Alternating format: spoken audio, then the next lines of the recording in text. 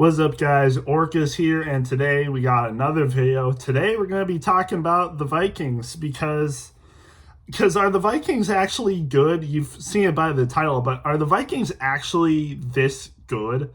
Like 3-0 start, beating two of the best teams in the league, and I mean, it's just insane to see. We expected the Vikings to beat the Giants. I think mostly everyone expected that. But then they go out and beat the 49ers. And it was 16-23. The 49ers had a chance to win, and the Vikings held them. And the Vikings just played good defense that day. Held 2 interceptions, I'm pretty sure, by Brock Purdy. Not one of his greatest games. CMC wasn't in. And you wonder, maybe that was just some luck. Okay, CMC's out. The Vikings, they're normally good against the 49ers, so, the win's a win. But now we're in week 3, and the Vikings just beat a basically fully healthy Houston Texans team that made the divisional round last year. And it's just, And they beat them. They smoked them. 34-7. The Texans couldn't even get a garbage time touchdown. Like, they had a chance at the end to get another touchdown. They couldn't even get a garbage time touchdown. The Vikings win 34-7. And, I mean, by every measure of this game, the Vikings beat the Texans. Every measure. I mean, CJ Stroud did not have a great day. 20 for 31. 215 yards, but only 1 touchdown and 2 interceptions. And then we compare that to Sam Darnold. Okay, Sam Darnold had the same amount of incompletions, 17 for 28, and only 181 yards. But he had 4 touchdowns. And honestly, he should have had over 200 yards, if we're being real. There was a couple drop passes that Justin Jefferson had, and, there was other opportunities where, maybe there should have been some completions. But for Sam Darnold to have 4 touchdowns, he's the league leader in touchdowns so far. I'm not sure what the complete stats are, but it's definitely Sam Darnold that has the most touchdown passes. I mean, 4 touchdown passes today and no interceptions. I'm pretty sure he had an interception both in week 1 and week 2. No interceptions today. Again, 17 or 11 incompletions, but there was honestly a few of those that weren't even on him, to be honest. Definitely were catchable balls that were just incomplete. Sam Darnold has been looking like, basically the exact thing we needed for a replacement of Kirk Cousins. He basically looks exactly like how Kirk Cousins has looked, almost. I would say Kirk Cousins is probably still the better quarterback that the Vikings had, but Sam Darnold has basically been almost an equal replacement for Kirk Cousins. And then if we go into rushing, Aaron Jones, 19 carries, 102 yards, 5.4 average yards a carry. That's amazingly good. And then you had Justin Jefferson, 6 catches for 81 yards and a touchdown. And honestly, Jefferson should have been over 100 yards and possibly 10 receptions, to be honest. And he had a couple drop passes that he normally catches, and you could tell he was frustrated with himself on that. But again, 81 yards and a touchdown for Justin Jefferson, 46 yards and a touchdown for Aaron Jones, 31 yards and a touchdown for Naylor, and then you even had the tight end, Johnny Munt. Not even Hawkinson. We don't even have Hawkinson, and yet we were able to find Johnny Munt for a 1-yard touchdown reception. Absolute bullet by Sam Darnold there, by the way. The stats might not show that Sam Darnold had an amazing day, 17 for 28 and 181 yards, but he made some great passes today. You hardly saw almost any mistake from Sam Darnold today. And there were a couple mistakes, but again, almost a completely flawless day from Sam Darnold. And I think that was honestly his best pass of the day. He throws it triple coverage, very short pass, triple coverage to his tight end, and he goes and gets it for the touchdown. Just a great day for, Vikings receivers, and a great day for Aaron Jones. Our offense was firing on all cylinders today, and even our kicker was able to get into the action because our kicker made a 58-yard not an extra point, 58-yard field goal, went off the right crossbar, the right post and in. It was close. Honestly, possibly shouldn't have made it, but hey, he made it. 58-yard field goal in, and it was late into the game. Also made, the 30-some yard field goal, obviously made all of the extra points. So, just a great day. Just a great day from him. Nothing else to say. And, if we look at the defense, 2 interceptions, obviously, on C.J. Stroud, of all people. That's C.J. Stroud's only second game of 2 or more interceptions. That's his second game. And mind you, and I'm pretty sure the last one came last year, and he went 9 games, or I think it was like 260 receiving attempts or passing attempts without an interception. And it was like right in the first quarter that streak ended. And then later in the game, it also came to an end. And not to mention 5 sacks on the day for the Vikings. Greenard, just a revenge game for Jonathan Greenard. Obviously was a Texans player, really good with the Texans. Ends up with 3 sacks on the day. Just a great day. You saw Andrew Van Ginkel with a sack, and you also saw Redmond with a sack. That came in later in the day, more like a garbage time sack, but still 5 sacks, and 4 of them were on CJ Stroud. Just a great day. And there were 4 sacks that the Texans had. So, if you want to say there was one thing that was slightly lacking, it might have been our offensive line, but honestly, I wouldn't even say they were a problem, to be honest. 4 sacks is whatever. Honestly, that's going to happen with the Texans. When they have people like Will Anderson, weird that Tim Settle Jr. had 2 of the sacks, but you expect a couple sacks, especially with the Texans defense. The Texans defense is nothing to sneeze at. They have a really good defensive line. So I would expect that from them. I would like to see less sacks from the offensive line next week. I expect we won't see as many sacks, to be honest, maybe 2 or something. But honestly, I found no reason to complain about the offensive line today.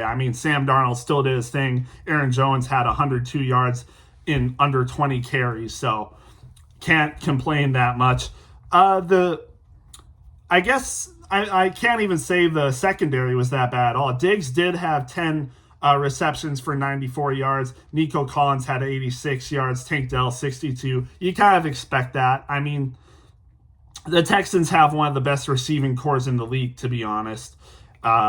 You'd expect that from them, to be honest. And then Cam Akers had the 1 touchdown on the day. That's excusable, to be honest. And honestly, the Vikings' rush defense was good because Cam Akers only had nine carries and only 21 yards. And yes, I know they're missing Damian Pierce and Joe Mixon. But, Cam Akers was, early in his career, nothing to sneeze at. He might be a little washed now, but he can still do stuff. Don't sleep on Cam Akers. He's not a terrible running back. And again, he had that touchdown, so he's really nothing to sneeze at. And like I said, I think our offensive line played great. Sam Darnold played great. No interceptions, like I said. Honestly, some of those incompletions should have came back to him. I think on a normal day, he probably would have thrown less than 10 incompletions. Just a great day for Sam Darnold. And again, talk about the score, 7-34. Just crazy stuff. Everything worked for the Vikings today. Sam Darnold's looking like a great quarterback. Maybe not elite. He does lead the league in touchdowns, like I said, but 181 yards. You can tell, maybe throw a little bit more yards next time, but 4 touchdowns more than makes up for the lack of yards. And you could tell they were just playing. They were playing like that. That was their game plan.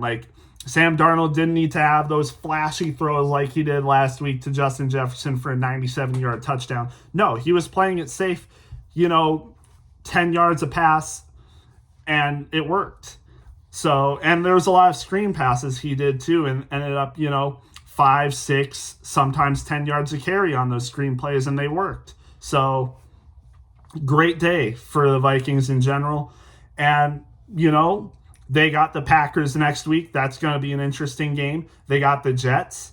And then at London, they play the Jets at London. And then we got a bye week. And then we go into the Lions. And honestly, the Vikings are 3-0. That's amazing. But I do think the Vikings are going to see their first loss in these coming weeks. If it's not against Green Bay or the Jets, I think it will certainly come at the Lions. I don't see the Vikings having a 6-0 start. I don't see it. But I do think, I predicted the Vikings to go 6-11 this year. I was one of those Vikings fans that, didn't think it was going to go all that well for the Vikings. I had a feeling, the defense could be decent, but I didn't think the offense was going to click. But so far, the offense is definitely clicking, and we don't even have Hawkinson and Jordan Addison back. Like, we've been using Naylor, who, again, Naylor had a great day today. 3 receptions for 31 yards doesn't look like much, but he was definitely very important to our offense today.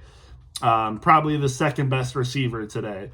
And, just a great day. Great day. And like I said, I don't expect the Vikings to go 6-0. I could see the Vikings lose to the Packers next week. They could possibly lose to the Jets, and they could possibly lose to the Lions. So I think, the Vikings coming out of these next 3 weeks, I think they possibly will go 1-2, to be honest. I could see the Vikings going 1-2 in these next 3 weeks. I don't have my hopes that high for the Vikings just yet, but I do think the Vikings are more likely now to win 9 or 11 games this season. So again, if we look at the Vikings games, upcoming games, we got the Packers, Jets, Lions, Rams, Colts, Jaguars, Titans, Bears, Cardinals, Falcons, Bears again, Seahawks, Vikings, or Seahawks, Packers, and then Lions for the last week. And I definitely think the Vikings, based on how they're playing now, can definitely get a good amount of wins coming up. I definitely think they could get 6 or more wins coming out of this for sure. So we'll just have to wait and see, though. But again, like I said, I do think the Vikings might come out of these next 3 weeks 1-2. So they might have a 4-2 record after they play the Lions, to be honest. But after that, they can beat the Rams. They can beat the Colts for sure. They can beat the Jaguars for sure, and the Titans. They can definitely beat the Bears. They could definitely possibly beat the Cardinals and Falcons, and then the Bears again, Seattle.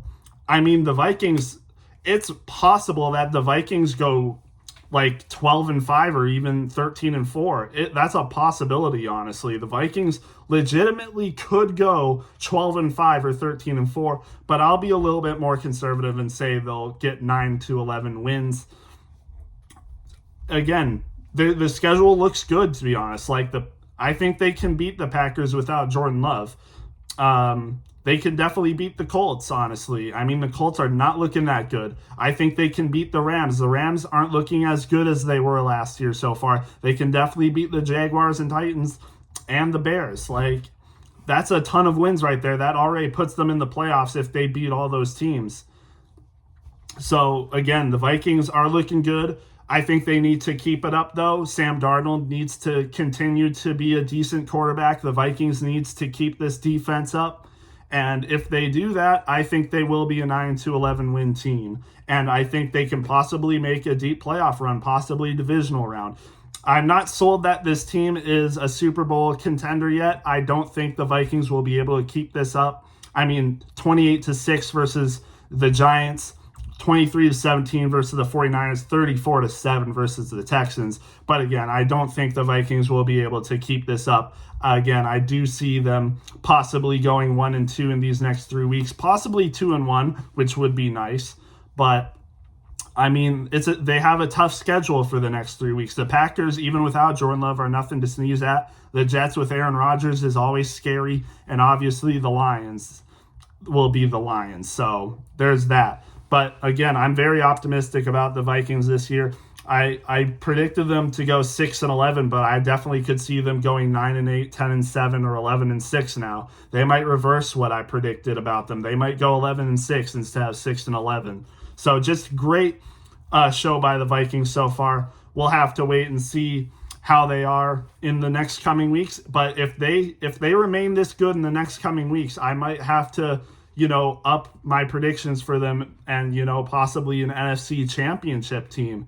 I mean, if they can come out of these next 3 weeks and still be 6-0, I would definitely consider them being a championship contender team, to be honest.